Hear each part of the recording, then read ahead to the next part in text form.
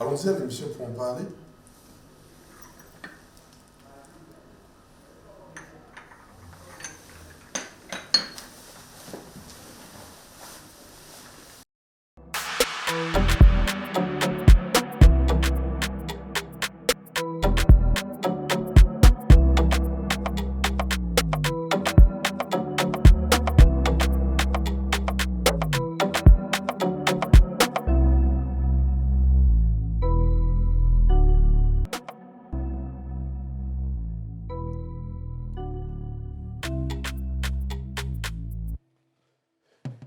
Il est 13 h et à 13 h, nous sommes dans les hommes d'ici. Aujourd'hui, nous allons ouvrir un débat sensible mais essentiel. Les effets du chômage des hommes sur leur masculinité. Pour en parler, je suis toujours en compagnie de mes amis, le coach Yoman Jean-François, le Mauritanien Mohamed Ali. Toujours. Oh, aujourd'hui, vous êtes en simplot et bien mis. Il y a des jours comme ça. Hein. Oh, ouais. Nous avons des invités. Monsieur Écué Mathieu, comment vas-tu, frère? Tout va bien. Vous êtes tout beau, là. Oh, merci, frère. Mon ami Guy Roland. Bonjour, Siro. Tu vas bien? Super bien. Vous savez, dans les hommes d'ici, nous prenons toujours en considération les pensées des autres. Alors, nous allons ouvrir le débat dans les rues d'Abidjan. Micro-trottoir. Forcément, ça agit forcément sur son moral. Il faut dire qu'un homme qui ne travaille pas, c'est un homme qui est mal vu dans la société. Il y a aussi le manque de respect qui s'installe. L'homme, c'est le socle de la famille, du foyer. Tout passe par l'homme dans une famille, dans un foyer. Et quand il ne travaille pas, qu'il a des charges, qu'il n'arrive pas à subvenir à ces charges-là, à ces besoins-là de sa famille, vraiment, ça va peser sur lui moralement, surtout, moralement. Parce qu'il sera là très souvent en train de réfléchir. Il n'arrive même pas à donner de quoi nourrir ses enfants, 100 francs, 200 chaque matin. Évidemment, quand un homme ne travaille pas, c'est difficile pour lui parce que déjà, un homme est appelé à pouvoir subvenir aux besoins de sa famille et tous ceux qui l'entourent. Quand je dis la famille, ça dit d'abord sa femme, ses enfants, s'il y en a, et puis ses frères et sœurs, souvent même les amis. Et de cela, nous, vu le temps qui avance, les années passent, le temps devient de plus en plus difficile.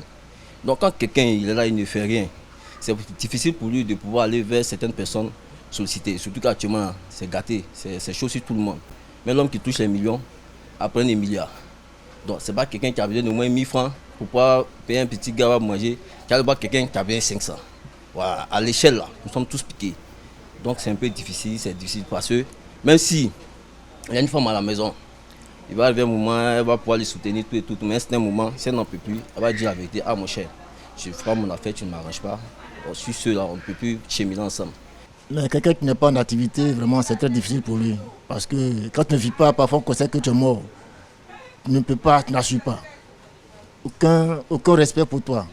Aucun respect. Et cela, si tu as une femme qui ne te comprend pas, là c'est encore plus grave. Donc, dans la vie, je pense qu'il faut faire un effort pour être en activité. Vous avez écouté le micro-trottoir. Mon frère, quand on perd son emploi, est-ce qu'on peut se sentir encore homme? Alors, il est clair et évident que l'emploi ou le travail est lié à la capacité financière. Parce que c'est en fonction du travail que vous avez des ressources. Et en fonction de vos ressources, vous êtes ce que vous êtes, malheureusement ou heureusement, dans la société qui est la nôtre. Donc, pour revenir à votre question, il est impossible de perdre son travail et de demeurer la même personne. Mohamed Ali, peut-on se sentir encore homme quand on est au chômage, quand on perd son emploi? Bon, se sentir homme, c'est peu trop dire, mais effectivement, il y a la confiance en soi qui prend un coup. Il y a non seulement la confiance, mais il y a aussi le moral, la santé, ça prend un coup. Surtout quand, par exemple, tu as un foyer où tu es pratiquement celui qui ramène le plus de ressources. C'est toi qui perds le boulot, donc c'est facteur de stress. Et en même temps que le stress, là, il va agir sur ton moral, ça va agir sur ton humeur, sur ta santé. Bon, après, avec le temps, tu as l'impression de ne même plus être un homme. Ça peut arriver. Ça peut arriver. Frère, la même question pour toi. Est-ce qu'on peut se sentir encore homme quand on perd son emploi? En fait, il faut dire que dans nos sociétés, la masculinité est associée généralement à la réussite professionnelle, au fait de subvenir aux besoins de la famille. Donc, quand vous perdez cela, lorsque vous perdez votre emploi, et ça vous donne un coup au moral. Donc, vous n'êtes plus ce pourvoyeur-là, ce protecteur-là, cet homme capable d'apporter quelque chose dans la famille. Automatiquement, votre estime de soi va prendre un coup, votre confiance en soi, même le regard même de la société sur vous va changer. Donc, avec ça, pour ceux qui n'ont pas cette maturité-là pour pouvoir se réinventer et se réadapter, ça serait un problème. On va y revenir. Yoma, Oui. peut-on se sentir encore homme?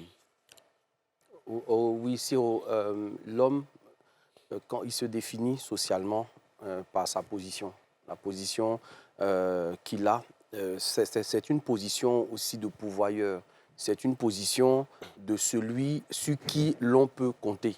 Quand je dis sur qui l'on peut compter, c'est à la fois la famille qu'on a créée, mais celle aussi à laquelle on appartient, et aussi le cercle social dans lequel on évolue. Donc, pour un homme, être capable de soutenir un emploi, c'est être déjà capable en fait d'avoir une identité sociale.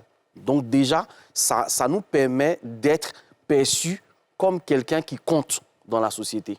Du coup, lorsqu'on perd ce travail-là, c'est comme un deuil. Vous voyez, c'est comme perdre un enfant, c'est comme perdre une épouse. Voilà. Donc, en perdant cette position-là, on est endeuillé par la situation qui nous ramène à un statut hybride. On ne sait plus exactement qui on est. Et à partir de ce moment-là, oui, ça va avoir un impact sur comment on se perçoit. Mohamed Ali a parlé de confiance en soi. Ça va venir avec le temps. Mais la première chose qui est impactée, comme a dit tout à l'heure notre invité, c'est plutôt l'image. Vous voyez, votre estime de vous prend un coup parce que vous êtes estimé par rapport à qui vous êtes et à ce que vous ramenez. Et tu sais que généralement, en Afrique, l'homme joue un rôle central au sein de son couple. Donc, à partir du moment où tu n'as plus ton emploi, c'est comme si, de par toi, ta famille allait subir une série de conséquences. Regarde les enfants, comment ils vont à l'école. Regarde ton épouse, comment tu essaies de prendre soin d'elle. Regarde la maison même que vous habitez, comment tu essaies d'assurer tes charges. Je pense que c'est la prise de conscience de tous ces paramètres qui vont agir justement sur le niveau de bien-être finalement de cet homme. Ok, je vais vous poser des questions et je vais avoir votre vécu propre. Il t'est déjà arrivé de perdre ton emploi? Comment tu étais? Dans quelle situation tu étais? Je veux que la caméra te fixe et avoir ton témoignage. C'est ce que tu as vécu toi-même. Oui, perdre l'emploi, non, mais avoir une longue période creuse. Oui. Voilà. Ça a été difficile. Ça a été vraiment difficile. Comment tu te voyais? Au début, il y a toujours l'espoir. Ouais, non, ça va aller. Sûrement, c'est 2 ou 3 jours. Et quand ça a perdu, il y a le désespoir. Vraiment, j'étais abattu. Chaque fois, c'est pourquoi moi, c'est des prières, ou bien, bon, Dieu n'écoute pas les prières et tout, c'est compliqué, c'est compliqué. Après, j'avais un niveau d'irritabilité, t'as pas idée. C'est-à-dire que pour peu que, par exemple, madame me sorte une réponse que j'estime, par exemple, je me dis, comme elle sait que j'ai plus de boulot et que peut-être je suis plus apte à faire ce que je faisais avant, j'ai perçu ça comme un manque de respect. Toutes les fois, on se prenait la tête si haut. J'étais de mauvaise humeur, mais tout le temps. Tout le temps, c'était compliqué. J'étais, comme elle dit, je suis devenu invivable. Mon frère, tu as déjà vécu cette situation? Et Oui. quelle était ta perception de ta personne? Il faut dire que j'ai vécu un passage à vide. Oui. Sorti de l'université sans avoir un boulot concret, c'était quand même difficile.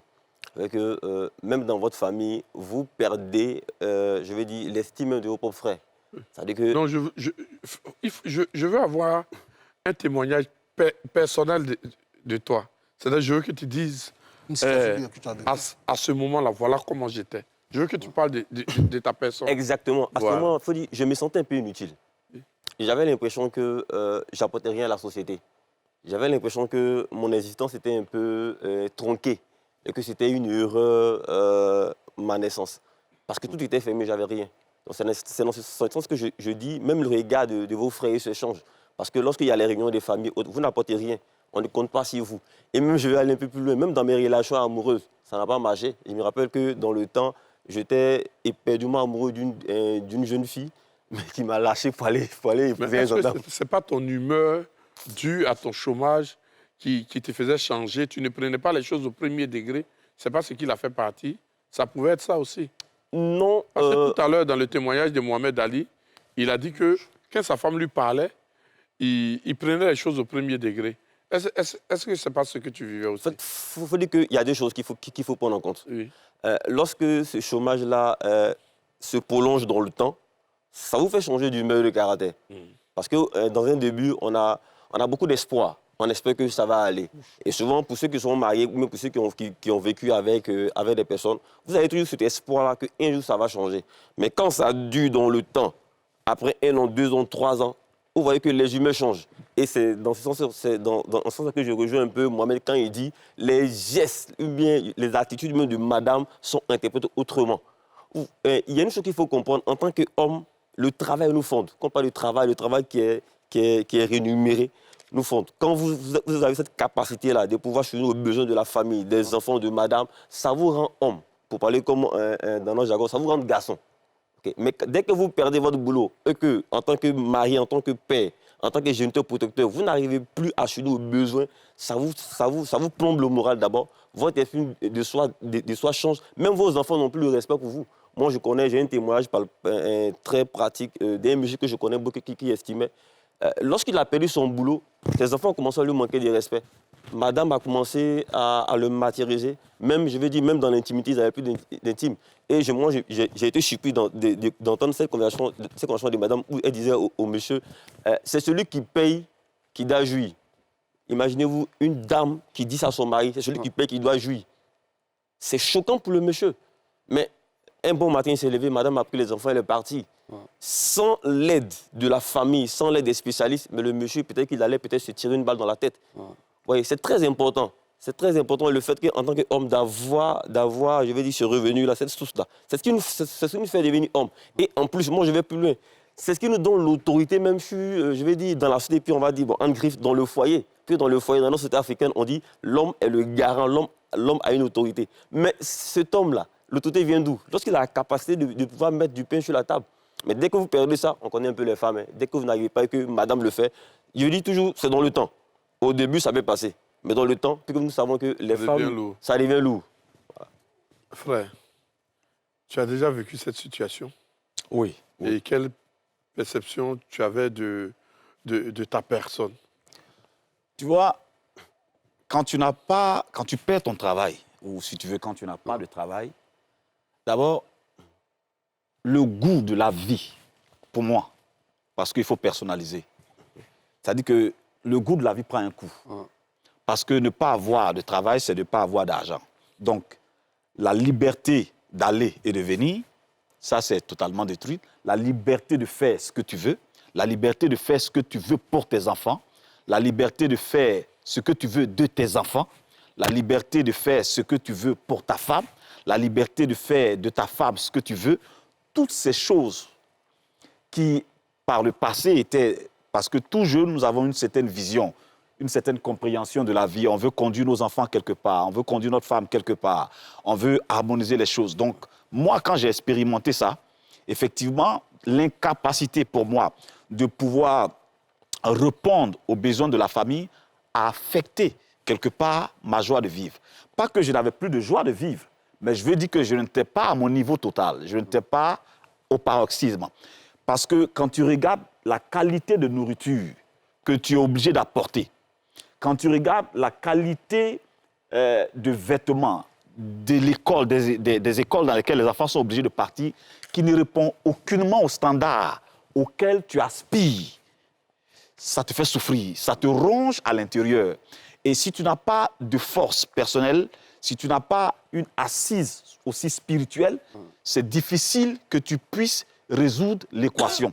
Donc, personnellement, je peux dire que le fait de ne pas avoir eu du travail ou bien de traverser des temps où je n'avais pas d'emploi, ça m'a profondément affecté. Je ne peux pas le dire non, parce qu'il n'y a pas de meilleure chose que de voir la femme que vous aimez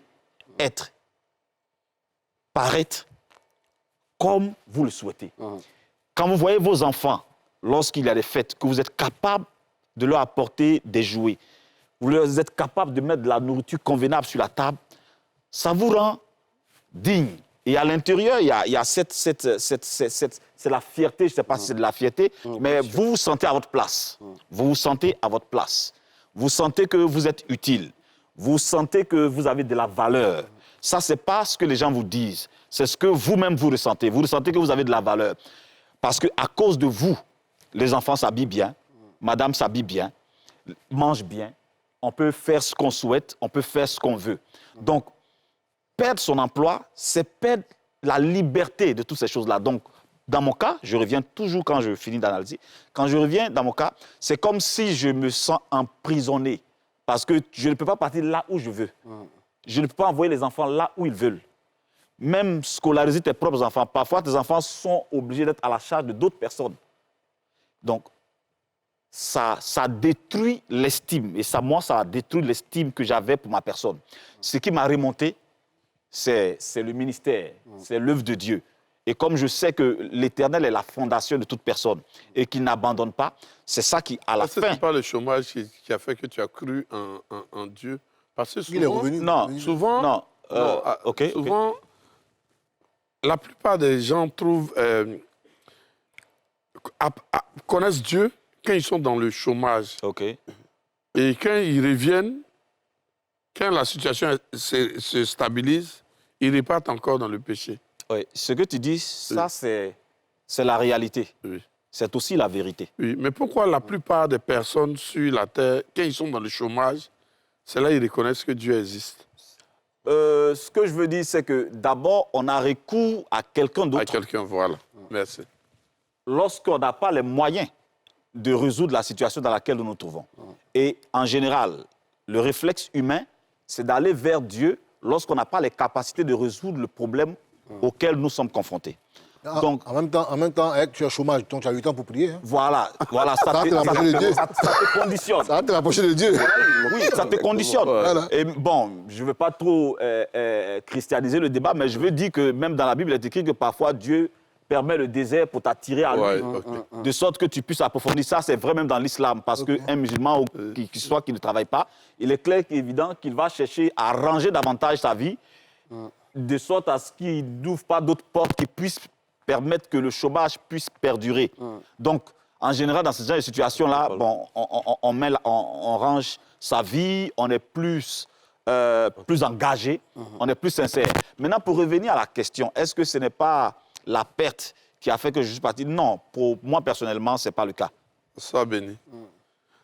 Moi, en tant qu'artiste, vous savez que tout artiste a des périodes comme ça. Parce que c'est une période, il y a une période où tu es là, il y a une période chaude.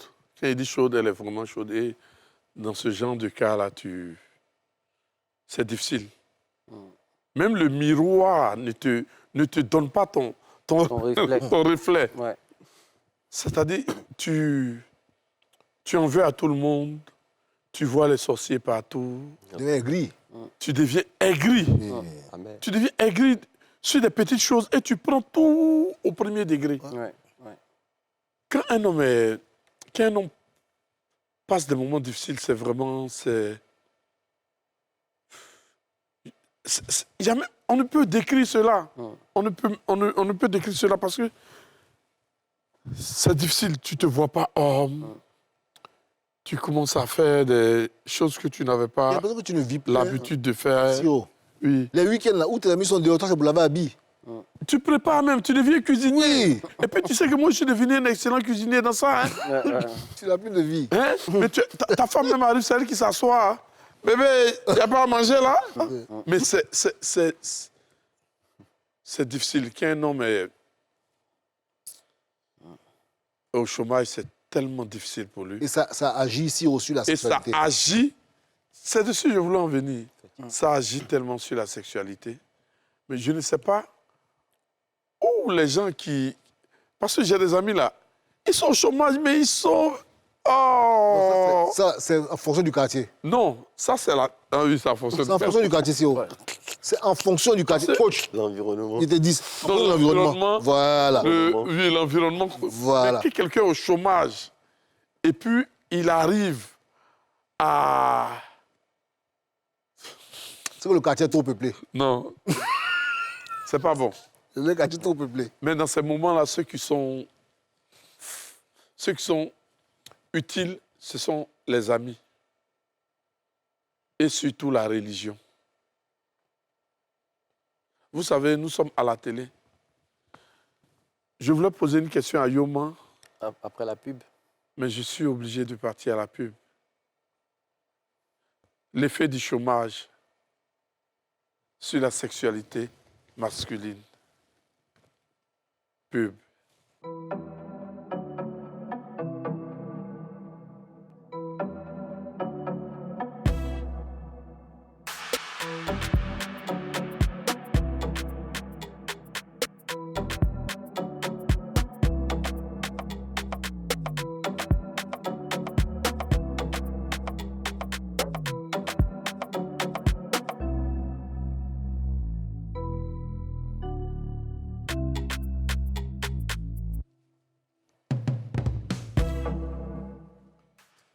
Si vous venez de nous prendre en marche, vous êtes dans les hommes d'ici et dans les hommes d'ici, je suis toujours en compagnie de mes deux meilleurs compagnons, le coach Yoma Jean-François, mon ami Mohamed Ali. Aujourd'hui, nous avons deux invités, Guy Roland et Mathieu.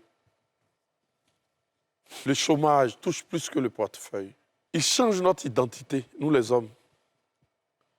Coach Yoma, quelle image de soi l'on se donne quand il est au chômage? Moi, j'analyse deux types de chômage. Vous savez, il y a le chômeur qui n'a jamais eu accès à un emploi, après ses diplômes, etc., comme l'a dit tout à l'heure notre ami Roland, qui a une perspective de se dire, si j'avais un travail, j'aurais eu une meilleure condition de vie. C'est différent de celui qui avait un emploi, qui avait un standard de vie, qui avait une certaine organisation de vie et qui a perdu cette posture, cette position-là. Parce qu'à ce moment-là, tout ce que les avantages de ta situation socio-professionnelle te permettaient partent au même moment en fait, que cet emploi-là. Ça ne part pas directement, mais ça va partir par palier. Parce que je me dis, quelqu'un qui quand même travaille, il a une petite épargne, etc. Mais le problème ici découle du fait que ce chômage-là perdure. Quand le chômage perdure, ça va forcément avoir un impact sur les économies ou sur les épargnes. Et à ce moment-là, on est en incapacité de répondre. Parce que la responsabilité, c'est répondre d'eux. Et à ce moment-là, on n'a plus la capacité de répondre à un certain nombre d'exigences qui sont face à nous. Et ne pas être capable de répondre à cela nous place dans une certaine irresponsabilité involontaire. C'est indépendamment de votre volonté, vous voyez. Et je pense à toutes ces personnes-là qui continuent de postuler, mais à qui la chance d'avoir un nouvel emploi n'a pas encore souri. Et à ce moment-là, comme l'a dit notre ami tout à l'heure, l'idée ici part du sentiment d'impuissance. On se sent impuissant. Moi, c'est une période que j'ai connue. Moi, j'ai toujours dit que beaucoup de personnes s'imaginent que ma vie a toujours été rose, mais ce n'est pas vrai. Il y a eu une période où le coach n'était pas connu ici en Côte d'Ivoire.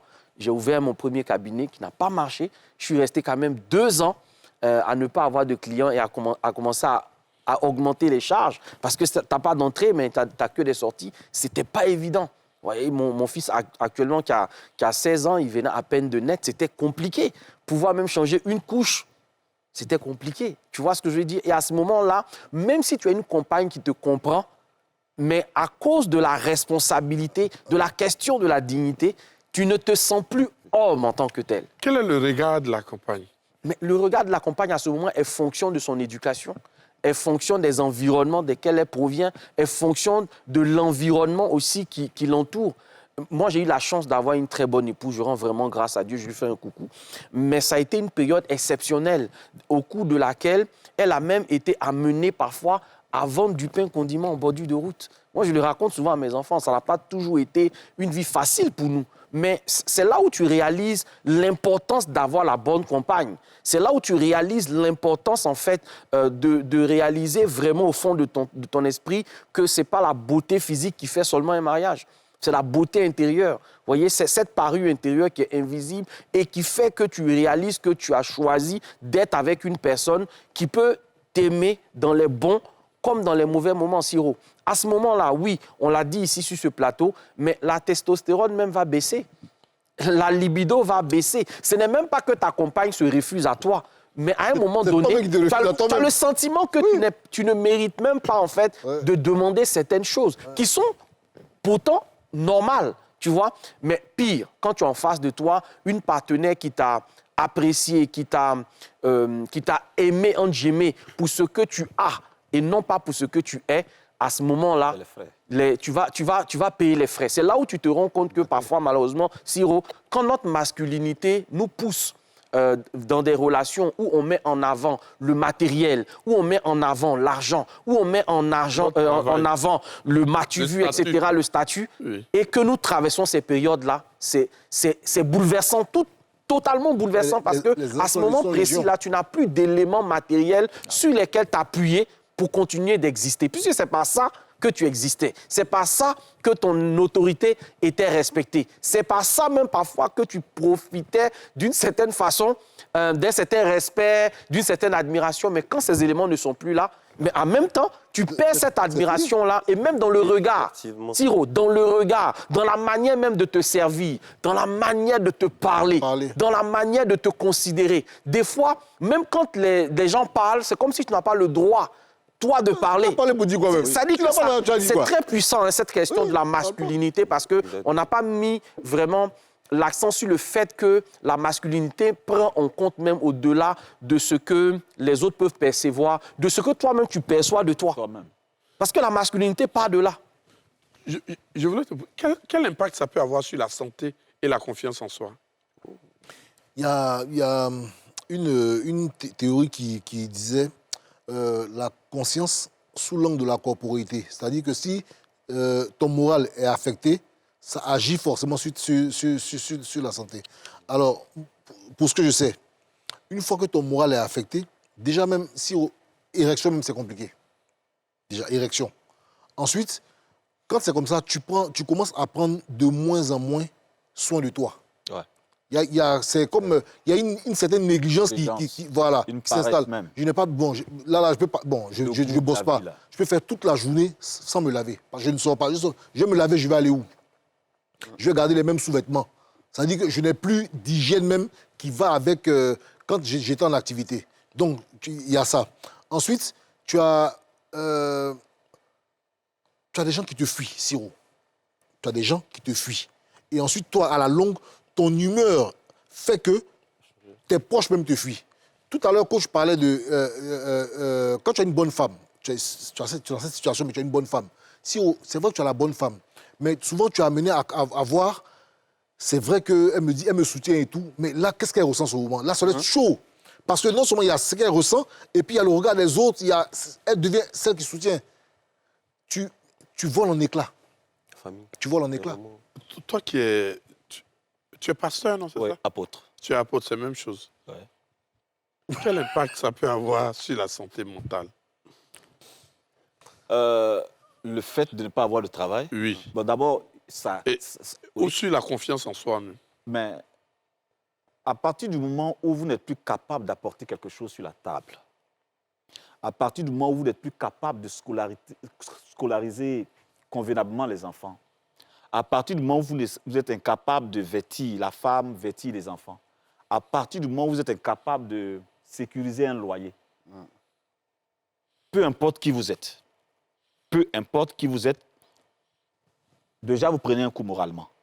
Vous prenez un coup moralement et ça peut créer le stress. Et à partir du stress, beaucoup d'autres choses peuvent suivre. C'est-à-dire, d'abord, vous risquez de refouler ce problème-là sur les enfants. Vous frappez les enfants pour rien. Pour les choses les plus insignifiantes, vous battez les enfants. Pour les choses les plus insignifiantes, vous criez.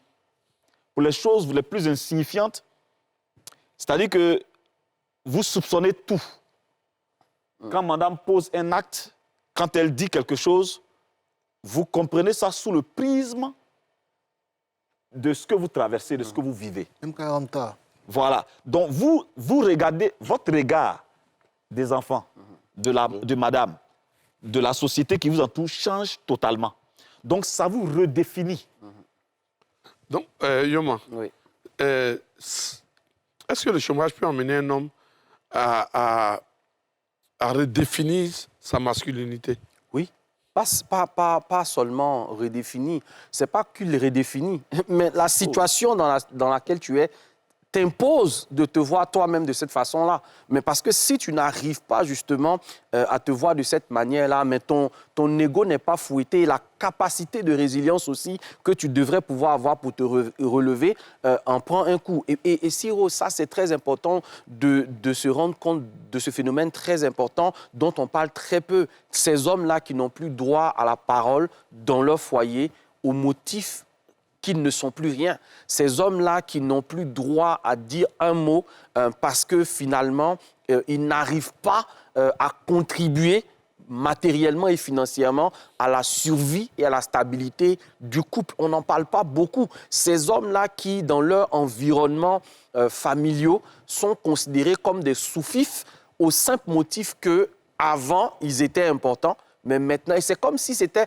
un règlement de compte, finalement, Siro. Il y a certaines personnes qui n'attendaient que cette occasion pour te dire ce qu'elles ne pouvaient pas te dire en temps normal. Il y a des personnes qui sont capables, en fait, de te sortir des énormités, comme si elles avaient gardé au fond d'elles-mêmes un sentiment nourri depuis longtemps, très négatif à ton endroit. Siro, c'est dans ces moments-là que, finalement, tu découvres qui sont les personnes qui t'aiment et qui sont les personnes qui ne t'ont jamais aimé. C'est dans ces moments-là, Siro, que tu réalises que tous ces amis qui t'appelaient de jour comme de nuit, en fait, n'appelaient que ce que tu avais.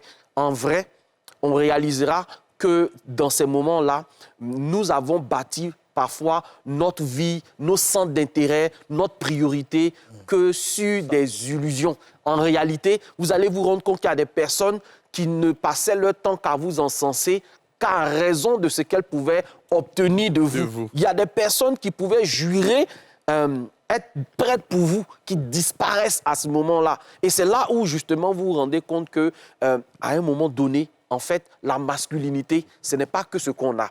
C'est ce qu'on est. Et je pense que j'aime beaucoup cette expression-là, et je pense qu'elle est biblique, que la gloire de la seconde maison doit être plus grande que celle de la première. Exactement. Souvent, à partir de ces moments-là, on redéfinit clairement ce qui est important et on va revenir là-dessus.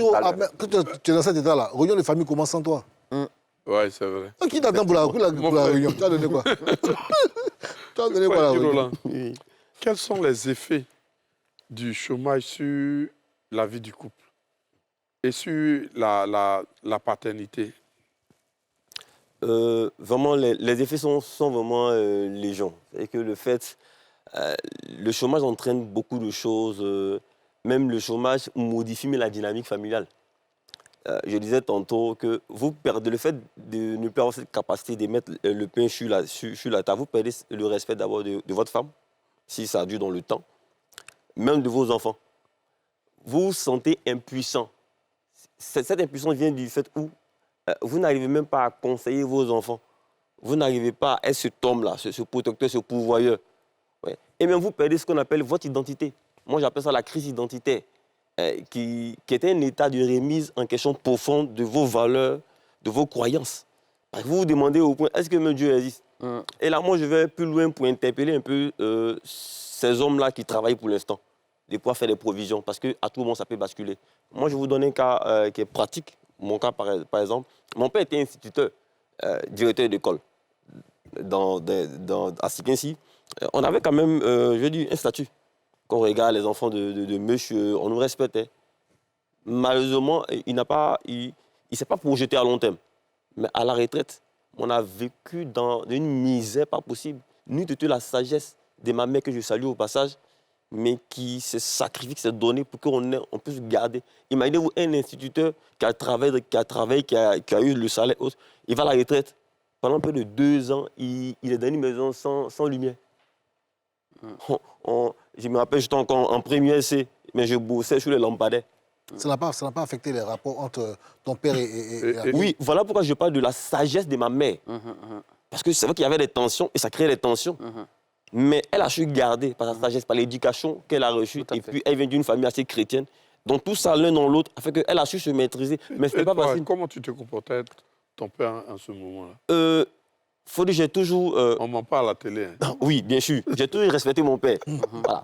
Les tensions qui venaient entre mon père et moi, c'était par rapport à mes choix de carrière, ce que je voulais faire.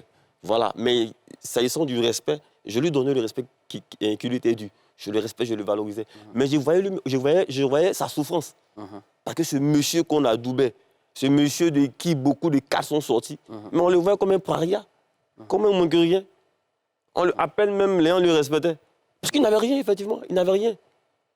Il n'avait absolument rien. Et étant formateur, j'ai fait une étude, j'ai poussé la réflexion de savoir pourquoi certaines personnes à la retraite vivaient dans une précarité. Mais le résultat était choquant. Que 70% de fonctionnaires ou bien de personnes qui travaillent redeviennent pauvres à la retraite. Et ça, c'est grave. Et quand vous cherchez, c'est juste que ces personnes n'ont pas pris le temps, la peine de pouvoir se projeter. Vous dites qu'un jour, ça peut s'arrêter.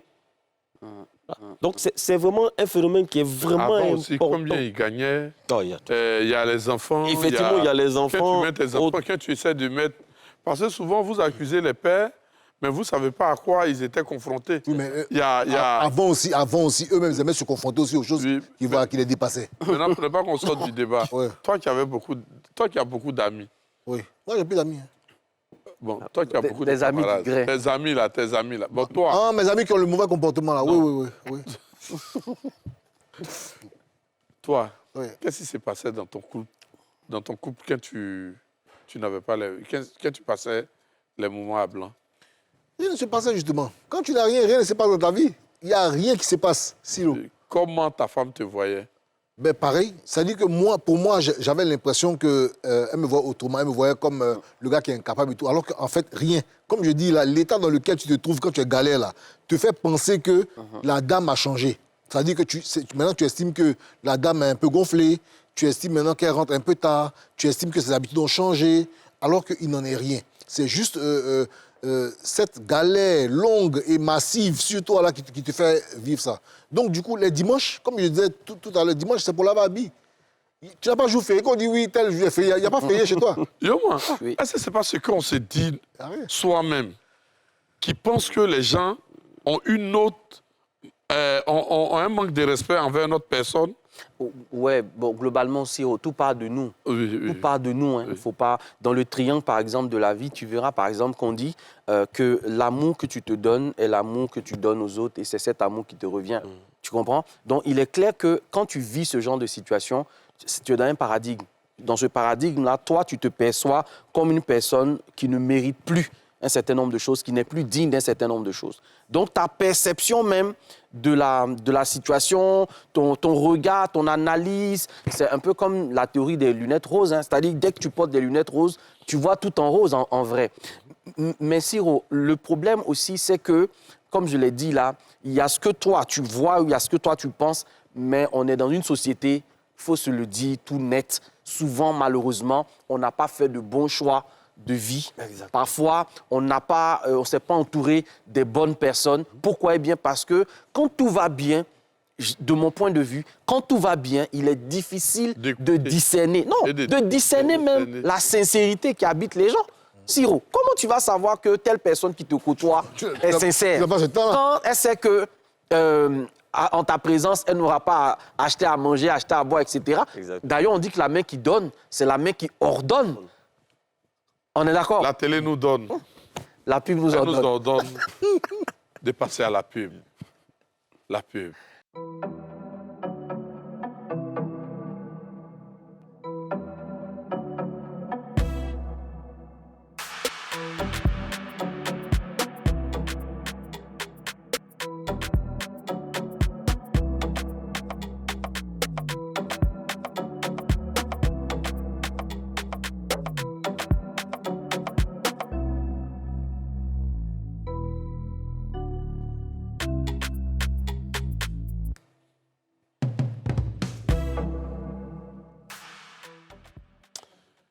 Si vous venez de nous prendre en marche, vous êtes dans les hommes d'ici et dans les hommes d'ici, je suis en compagnie de mes amis. Mohamed Ali, le coach Jean-François. Aujourd'hui, nous avons 2 invités, Guy Roland et M. Mathieu. Aujourd'hui, nous parlons des effets du chômage sur la masculinité de l'homme. Coach Yoma, quel rôle peuvent jouer les amis, les proches, que nous sommes dans cette période vulnérable? Comme un couteau à double tranchant. Ils peuvent être à la fois de bons consolateurs, des soutiens dans ces moments difficiles. Ces soutiens-là peuvent prendre plusieurs formes. Ça peut être la présence, le simple fait qu'ils soient là avec vous dans cette situation, le simple fait que même leur regard sur vous n'ait pas changé. Ils peuvent avoir un soutien qui est matériel. Je connais des personnes qui, traversant des moments difficiles, se sont vus aidés par des amis qui ont pris la scolarité des enfants en charge sans qu'ils n'aient rien demandé. Sans qu'ils n'aient rien demandé. J'en connais qui faisaient des virements réguliers sur le compte de leur ami en question pour lui permettre de garder sa dignité. Tu vois ce que je veux dire? Et puis, vous avez ces amis-là qui vont tout simplement se retirer de vous parce qu'il n'y a rien à prendre. Ça, c'est une dynamique dans laquelle, malheureusement, on peut se retrouver, ou des amis qui vont commencer, comme je l'ai dit dans mon propos antérieur, qui vont commencer à médire sur vous. C'est là où on va ressortir, par exemple, que vous n'étiez pas peut-être un bon gestionnaire ou un bon économe. C'est là où on va commencer peut-être à vous maltraiter. Je connais aussi, par rapport au métier que je fais, des amis qui, dans cette période-là, si tiens-toi bien, attache ta ceinture, ont commencé à draguer l'épouse de leur ami, qui ont commencé à faire des avances à l'épouse de ce dernier-là et qui ont voulu la récupérer. N'eût été la loyauté, en fait, de cette dame, cet ami-là, je pense que ce monsieur en question, pardon, je pense qu'il se serait suicidé. Parce qu'en dernier recours, c'est tout ce qui te reste. Oui. Ta femme et tes enfants, en fait. Mais là encore, ces amis en question-là étaient prêts. Tu vois ce que je veux dire? C'est-à-dire que même quand la femme allait parfois solliciter de l'aide, il proposait de façon indécente en retour de coucher avec cette dame-là, alors qu'il s'agissait de la femme de leur meilleur ami. Voilà. Frère Guy Roland, c'est ça, non? Oui, Guy Roland. Okay. Quel rôle peuvent jouer les amis dans cette période-là? Moi, j'appelle... Il faut dire que dans mes écrits, je parle du soutien communautaire. D'abord, dans cette période-là, il faut éviter de s'isoler. Il faut en parler. Mais il faut avoir le discernement et pouvoir en parler à des personnes idoines. Des personnes qui sont susceptibles de vous faire sortir de cette situation, des personnes qui peuvent vous aider.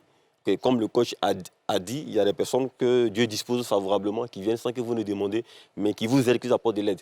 Donc il faut discerner, avoir des coachs, des mentors, aussi participer, je vais dire, à des moments, à des réseaux, un réseau de personnes qui peuvent vous aider. Il y a des petits groupes, des petites campagnes.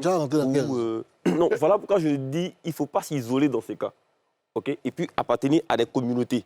Dans les communautés, je crois qu'il y a quand même des associations où on expose nos problèmes, on parle de nos... Des communautés religieuses, tu veux dire? Oui, pas forcément. Il y a des ONG, pas forcément, ça existe, moi j'en connais, où on apporte d'assistance, on apporte de l'aide à ces personnes-là. Et même moi, je vais plus loin aussi, même au niveau de nos politiques, on peut créer une structure pour venir en aide à ces hommes-là qui sont dans le chômage extrême, où ils n'arrivent même pas à subvenir à leurs besoins. Parce que la dignité de l'homme même y est. Vous voyez, une personne, moi je disais, en Afrique, on a quand même ce problème-là. C'est que dans nos cultures, les pères même n'arrivent pas, je vais dire, à avoir cette conversation, cette intimité avec leurs enfants. Hein, du fait que papa n'a pas l'argent, on n'a pas. Mais vous voyez que ce petit garçon, quand il sort de cette famille-là, qu'est-ce qu'il va apporter? Il sort avec quelle valeur, quelle croyance? Vous comprenez? Donc, c'est-à-dire que l'État doit créer des structures pour pouvoir aider. On va laisser l'État. Là, on parle des choses. Mohamed Ali, tu t'es déjà trouvé dans cette situation-là. Quel était le rôle de tes amis, de tes proches? Aucun. Aucun. C'est la triste réalité. Aucun. Il y a... Ce qu'on doit savoir, c'est qu'il y a un moment, tu as un petit délai de carence où le peu est encore là. Ça ne dure pas. C'est comme date de péremption d'un médicament. Voilà, tu as perdu le boulot. on est encore là parce que, comme le coach a dit, c'est vrai que tu viens de perdre le boulot, mais il y a encore peut-être une petite épargne. Donc, c'est ce que tu prends peut-être pour essayer de garder le niveau de vie en te disant, bon, j'ai trouvé un boulot, sinon après, ça passe. Mais il y a un petit constat que j'ai eu à faire. J'ai connu la différence entre des amis d'enfance et des amis que tu as connus dans ton parcours professionnel, ton parcours social. C'était 2 mondes différents. Alors, ceux avec qui tu as grandi dans le même quartier, vous avez partagé, vous étiez dans une cité, vous avez partagé, c'est-à-dire qu'on mangeait pratiquement chez l'autre, voilà et tout. C'est ceux-là, Siro, que j'ai redécouvert, qui sont devenus comme une famille. Le truc, c'est que arrivé à un certain moment, il est difficile pour la personne, c'est-à-dire pour l'homme là, qui a perdu ce côté-là dans le foyer, d'avouer ça à ses amis. Si c'est pas facile. Pour un homme de venir dire, ah, Joe, c'est un peu chaud, même pour moi, chez manger, pour manger, c'est compliqué. Donc, c'est comment les amis vont percevoir ça. Donc, c'est les amis d'enfance qui vont recommencer à venir te rendre visite ou dire de venir. C'est toi qui vas les voir maintenant. Non, justement. Non, c'est pas que tu vas les voir maintenant. C'est pas que tu vas les voir. Tu es présent dans le groupe WhatsApp ami de le groupe où tu ne répondais jamais. J'ai dit, tu vas être admin. Ça aussi, c'est ton agressivité. Tu sais, souvent là, nous on se dit, je suis occupé, après j'ai parlé, je suis occupé. Souvent il y a les sorties, on dit, viens faire quoi. Mais quand ça devient chaud là, tu veux devenir admin même du groupe. Tu postes les photos, n'oubliez pas, hein, samedi, réunion, truc, c'est compliqué. Mais sinon, en vrai, si le seul véritable soutien, quand tu traverses ces moments-là, c'est la personne à qui tu partages ta vie. Et s'il y a des enfants, c'est les enfants. C'est le seul véritable soutien.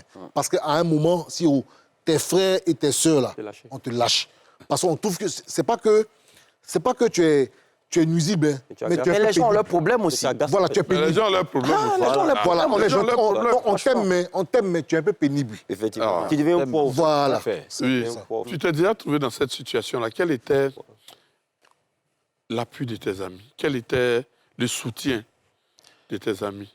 L'appui des amis... Et qu'est-ce que ça a apporté à ton moral? L'appui des amis, pour compléter ce qui a été déjà dit, pour moi, après la famille, c'est-à-dire la femme et les enfants, la meilleure des choses qu'on puisse donner à quelqu'un qui a perdu son emploi, c'est de l'aider à retrouver un autre emploi. Et il y a des amis qui peuvent vous aider à retrouver un autre emploi. Je crois que c'est l'une des meilleures choses, parce que quand vous retrouvez un emploi, vous vous retrouvez vous-même. Et vous remettez les choses en place.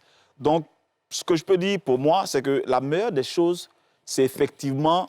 C'est là, en fait, que vous voyez l'importance des relations antérieures.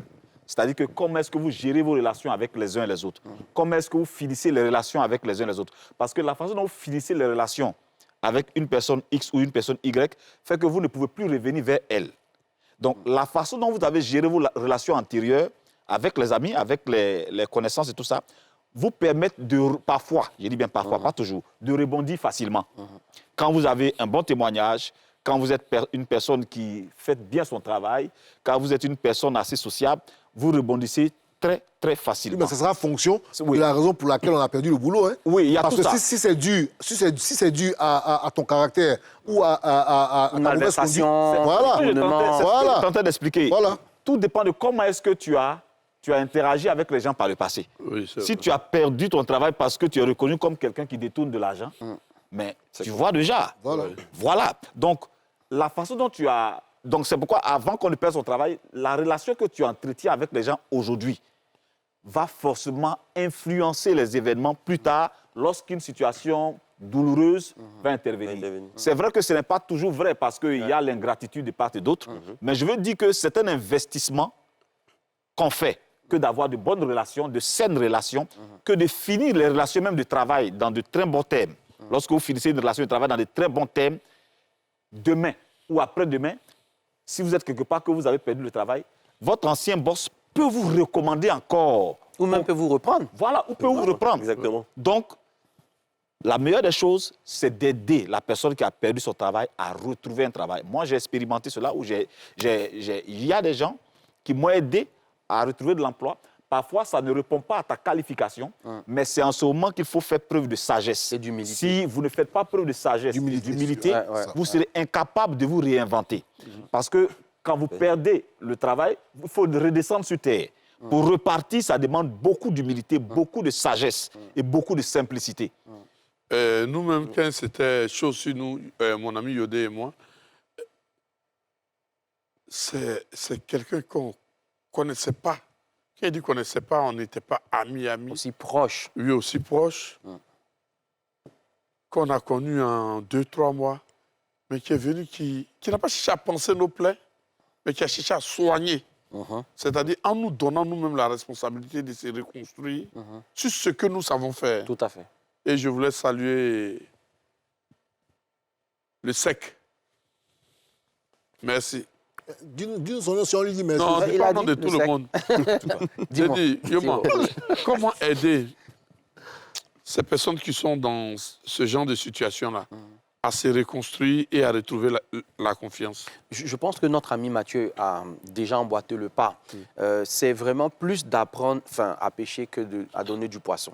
Parce que, tu sais, pour quelqu'un qui a déjà travaillé, qui a déjà eu un statut, qui a déjà expérimenté une certaine autonomie de fonctionnement, je peux t'assurer que c'est difficile de lui dire « Écoute, n'hésite pas, à chaque fois que tu as besoin de moi, reviens. » Il ne reviendra pas. Mais tu l'aides à travailler comment? Si toi, Attends, je t'explique. Première Oui. chose, c'est pour ça que je te dis qu'il y a une différence entre quelqu'un qui n'a pas encore eu accès à son premier emploi et qui est en chômage et quelqu'un qui a déjà travaillé. Tu vois ce que je veux dire? Ce n'est pas de l'orgueil, mais je veux dire, on arrive à un stade où on se gêne. On se met à la place aussi de celui qu'on va constamment solliciter parce que, comme j'ai dit tout à l'heure, pendant les échanges, les gens ont leurs problèmes aussi. Donc, la façon d'aider la personne, c'est d'abord de connaître son besoin. Moi, je pense que tu ne peux pas répondre vraiment aux besoins de quelqu'un si tu ne connais pas ce besoin-là. Donc, prenez peut-être le temps de demander à la personne quelle est la meilleure façon de l'aider. Ça, c'est la première des choses. Maintenant, pour celui qui doit recevoir l'aide, il ne doit pas trier. Et je pense qu'il y a beaucoup d'orgueilleux qui restent dans le chômage, pas parce qu'ils ne peuvent pas en sortir, mais parce qu'ils n'ont pas travaillé sur leur orgueil. Moi, je pense que dans un premier temps, quand tu es dans le chômage, là, tu ne cherches pas le travail que tu mérites. Tu cherches juste un moyen de sortir déjà, d'avoir une certaine indépendance, et après, tu fais le reste du chemin. Mais je t'avoue, Siro, qu'il y a des personnes qui vont vous dire « Non, moi, pour tel diplôme que j'ai, moi, pour telle qualification que j'ai, je ne peux pas, je préfère rester chômeur que d'avoir tel salaire. Ouais. » À ce moment-là, on se pose des questions. Si est-ce qu'effectivement, cette personne a envie de sortir de son chômage? Troisième chose, Siro, et ça va être peut-être ma dernière intervention sur ce point-là, c'est de savoir vous adapter et être agile. Vous pouvez peut-être être expert dans un certain domaine et vous ne trouvez pas du travail dans ce domaine-là. Apprenez à être agile. Apprenez à vous adapter. Apprenez à faire aussi, avec l'intelligence que vous avez, d'autres choses. C'est possible. Toi, tu es un excellent musicien, n'est-ce pas? Mais je vais dire que ce qui t'aide dans certains moments difficiles, parce qu'on échange souvent, c'est ta capacité à faire d'autres choses. Tu n'attends, mais tu te rends compte qu'il y a des personnes qui vont te dire, moi, tant que ce n'est pas travailler, par exemple, dans les mines ou de travailler dans l'électricité, parce que c'est mon truc de base, je ne peux pas faire autre chose. Non, à un moment donné, il faut avoir cette ouverture d'esprit et se dire, je vais essayer également de faire d'autres choses avec les habilités que j'ai, etc., m'ouvrir à d'autres perspectives et à partir de là, reprendre du souffle et repartir à zéro. Oh. C'est ce que je pense, hein. Voilà. Le chômage fragilise toujours notre masculinité. Là où tu es, je sais que tu es un homme. Alors le chômage ne doit pas te fragiliser. C'était les hommes d'ici.